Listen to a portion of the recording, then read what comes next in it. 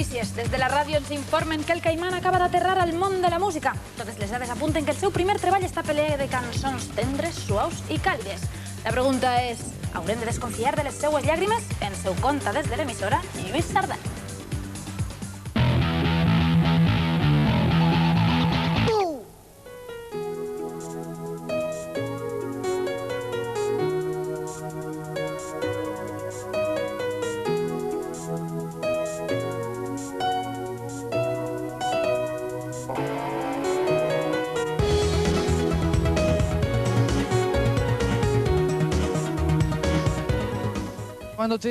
Yo creo que hemos conseguido hacer una mezcla de un disco que combina perfectamente pues, el estilo romántico de siempre y lo combina pues, con una música moderna que permite que sea un producto perfectamente bueno tanto para adultos como para gente más joven, ¿no? Entonces es un disco fresco, entretenido, muy para el verano, pero aunque no, como conserva esas connotaciones románticas, ¿no? Que tiene bastantes, que hablan de amor y desamor, pues lo hace ser un disco perfectamente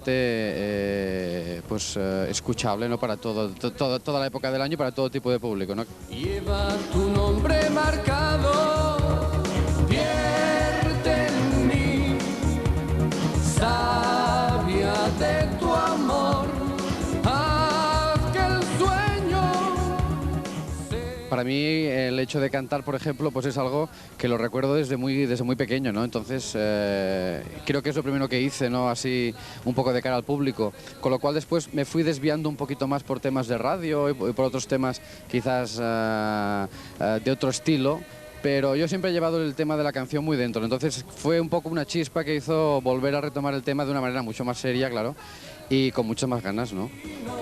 Déjame seguir pegado a tu piel.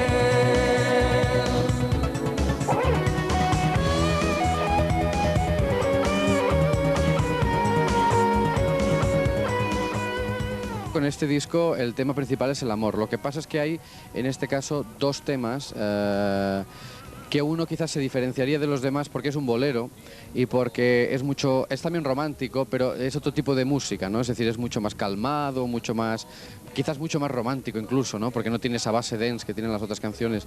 Y luego hay una canción que también está incluida en este disco que la grabamos pues un poco para colaborar con toda la catástrofe del huracán Mitch en Centroamérica. Tú me has enseñado a amar, no separes tu cuerpo de mí.